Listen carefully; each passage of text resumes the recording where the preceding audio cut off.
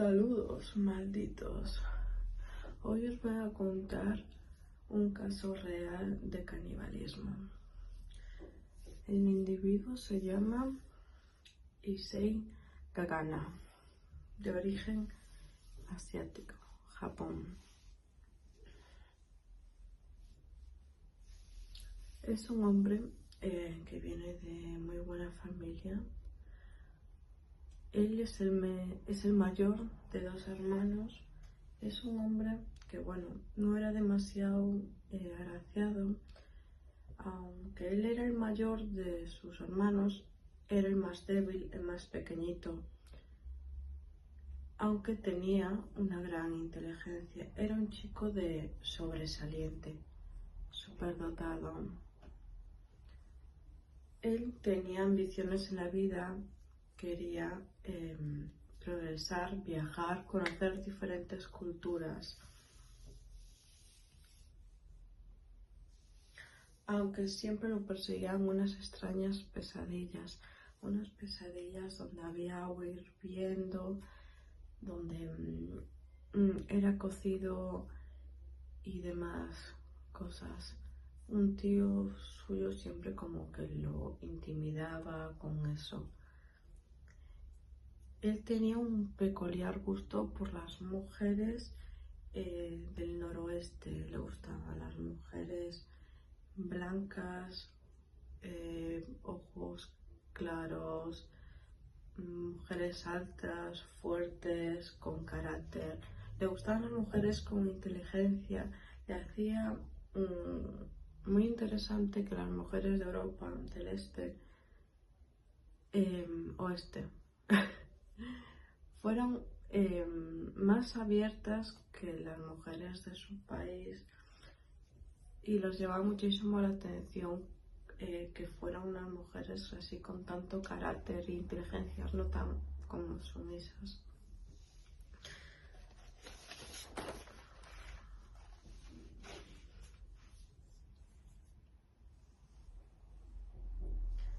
Él era un hombre, como comenté antes, pequeñito, apenas medía 1,45, era delgadito y bueno, era bastante tímido. Gracias a que tenía una gran inteligencia y medios, fue a estudiar a Francia, París. Allí conoció a muchas mujeres como le gustaban, abiertas, inteligentes, y él se sentía muy atraído por ellas. Allí en la universidad estudiando conoció a muchas chicas así y quedaba con ellas para cenar, compartían datos de interés para ambos, hablaban de arte, cultura, museos, y allí conoció a una chica que se llamaba René. René era una mujer holandesa, una mujer muy inteligente que sabía hablar 6 idiomas, sabía de literatura, una mujer muy culta, y él tenía una gran fascinación por ella. Él tenía intereses románticos hacia René. René lo rechazó varias veces y le dijo que lo consideraba un gran amigo, que le parecía un hombre muy interesante y que podían conversar durante horas y sentirse muy cómodos, pero que no lo veía más allá que una buena amistad, que lo consideraba un hombre inteligente, pero para amigos, no para nada más. Él eso, bueno, parece que no lo aceptó muy bien. Veremos el porqué. Él aún así tenía, bueno, ambiciones, también le gustaba la poesía y muchas cosas. Entonces él escribió un poema, pero llamó a René para que por favor fuera a su casa a cenar y le hiciera el favor de ser traductora, que le pagaría por traducir el poema que había escrito al alemán. Bueno, la invitó a cenar a su casa y bueno, él tenía una mesa preparada para dos, muchos platos, y bueno, le dio ese escrito a René. René empezó a leerlo. Era un poema que trataba sobre canibalismo. Era un tema que a René pues quedó bastante flipando, básicamente, y se puso a leer. Y ella estaba entretenida con esta lectura. Y él aprovechó que ella estaba de espaldas entretenida y pues le dio un disparo en la cabeza, terminando así con la vida de René. Blancas, europea, o sea, él concretamente sabía que quería probar sus muslos y sus glúteos.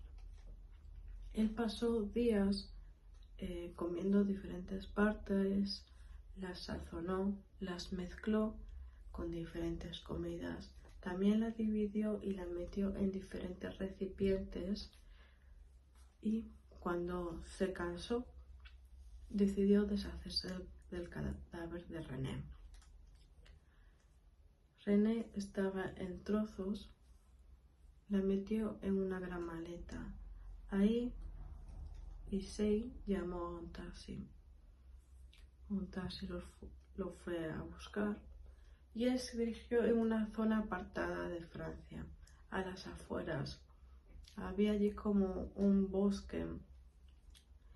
Él se bajó del taxi muy cargado con esta maleta. La gente que estaba por allí cenando, había un restaurante cerca de ese parque, se quedaron con él porque les llamó mucho la atención que de esas horas un hombre tan pequeñito, muy bien vestido, con buena presencia, trajeado, fuera arrastrando él solo una maleta tan grande. Y bueno, mucha gente pues se quedó asombrada mirándolo. Él entró al parque, a la zona del bosque, arrastrando la maleta. Él, cansado, se quedó dormido en un banco. El día siguiente, a primera hora de la mañana, un señor fue a dar su paseo rutinario y vio a un hombre de 40 y pico años, asiático, con traje, durmiendo al lado de una maleta que chorreaba sangre. Este señor se asustó, escapó corriendo y llamó a la policía. La policía fue hasta allí y vieron la maleta chorreando sangre con un cuerpo de una mujer dentro, pero Issei no estaba en ningún lado. Entonces ellos investigaron, dieron con el taxista. Gracias al taxista pudieron saber la dirección de Issei y ellos entraron en el apartamento de este. En el apartamento encontraron los diferentes tuppers, encontraron la comida mezclada con la carne de René y gracias que René, se había dejado ahí la cartera y gracias a eso pudieron saber la identidad de la mujer que estaba en la maleta. Bueno, y sí, varios días después, incluso una semana, apareció en un apartamento. Allí lo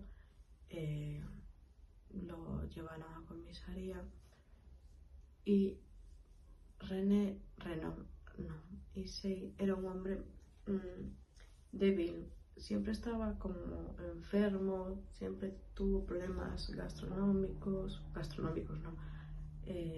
estomacales. Entonces, bueno, él nunca tuvo en la cárcel, sí que pasó diferentes etapas yendo a psiquiatras, pero nunca cumplió ninguna condena. Como dije anteriormente, la familia de Issei era una familia pudiente y consiguieron que el gobierno japonés hablara con el gobierno japonés y aceptaron el traslado de Issei a Japón, ya que pensaban que supuestamente que le quedaba poco tiempo de vida porque lo veían un hombre muy enfermo. Él fue a Japón y estuvo un tiempo pasando evoluciones psiquiátricas, pero nunca cumplió ningún tipo de castigo. Allí los informes y diferentes psiquiatras dicen que Issei jamás se curará de su fascinación por el canibalismo, pero nunca cumplió ninguna clase de condena. Lo peor de todo, que me parece a mí personalmente, es que este hombre no es que llevara una vida tranquila, escondido en su país, sino que todo lo contrario, fue recibido con las manos abiertas. Este hombre, contra la voluntad de la familia de René y contra su propia familia, fue a varios programas de televisión contando el suceso, contando cómo había disfrutado con René. Me parece miserable, sinceramente, tanto por Issei como por la audiencia que lo acogieran tan bien. Este hombre era apoderado el antihéroe y allí no fue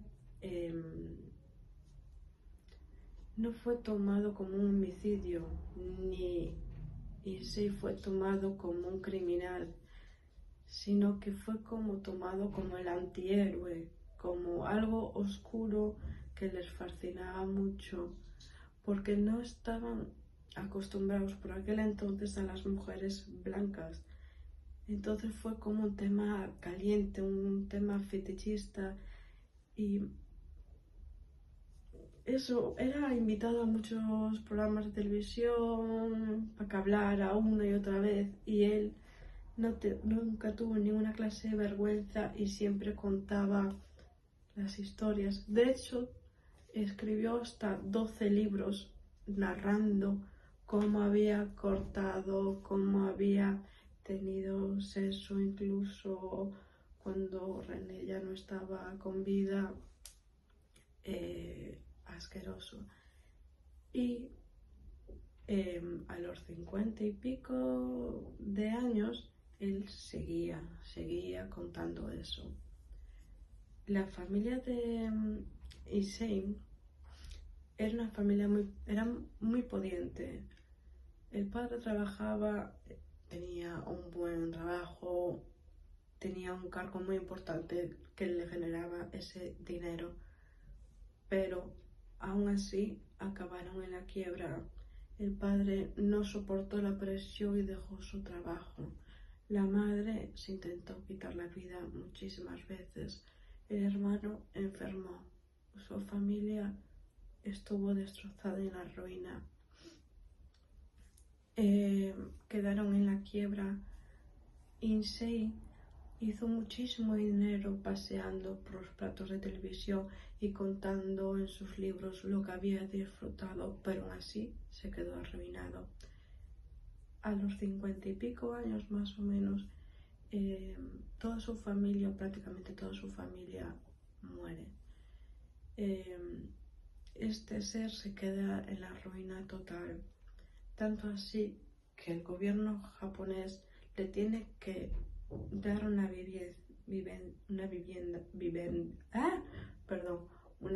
vivienda, como si fuera en España la seguridad social. Viviendas que le dan a personas que no tienen recursos. Pues Issei era una persona sin recursos y le dieron una vivienda. Y a los 50 y pico años se hizo estrella. ¿En qué se hizo estrella? En el cine para adultos. Increíble, ¿verdad? ¿Quién se quiere masturbar viendo a un hombre que hizo eso? O sea, ¿cómo te puede atraer? ¿Cómo te puede encender? No lo entiendo. Bueno, mi opinión aparte. Sí, fue una estrella para cine para adultos y sí, hacía como películas haciendo réplicas. De hecho, escogía actrices con las mismas características de René, holandesas, altas, fuertes, sí. Incluso se atrevió a ir a Holanda a grabar muchas de estas películas para cine para adultos. Una vergüenza para mi opinión, de verdad. tengo escrito y no le he hecho ni caso, la verdad. Me fascinó tanto el tema que me lo aprendí casi de memoria. Hay gente que culpa a la familia de Insane. ¿Por qué? Porque como que fue un niño muy mimado, porque estaba como enfermo siempre. Se podían permitir que fuera a otro país a estudiar. Quizás le costearon todo eso no porque fuera un chaval brillante, sino por igual porque era extraño y lo querían tener lejos. O sea, esto es deducción mía, no es que lo haya leído en algún lado. Razonando, yo si veo a una persona así extraña, pues la querría tener lejos de mí. Y otra cosa que me parece increíble por parte de la familia de Insane es que, sabiendo lo que hizo Insane en Francia, ¿por qué movieron tantos los hilos por una persona que hace estas cosas? Fueron capaces de hablar con el gobierno, fueron capaces de pagar los mejores abogados de Francia para poder que su hijo fuera a Japón. O sea, no les preocupa lo más mínimo tener una persona que es capaz de hacer eso cerca de ellos. Me parece repugnante, la verdad. No sé si os ha interesado este tema. En YouTube hay varios documentales que están muy bien, son serios. De hecho, me ayudaron a hacer este vídeo porque he estado viendo varios documentales y leyendo varios artículos y faltaría más. Los dejaré en la cajita de descripción donde puedes continuar viendo y leyendo más sobre este tema. Si has quedado con las ganas de saber más de este ser, por ejemplo, cómo fue en su infancia, saber más detalles, o te gustaría saber qué cuenta en sus libros, déjamelo aquí abajo y le echaré un ojo y haré un vídeo pronto. Bueno, cualquier comentario o si me queréis aconsejar de qué puedo hablar en mi próximo vídeo, por favor, déjalo también en comentarios. Y dime, ¿tú ayudarías a tu familiar aunque fuera un caníbal? Yo creo que no, pero bueno, hay que verse ahí. Coméntame tú qué harías. Y bueno, malditos, acuérdate de seguirme, si no te caerá una terrible maldición.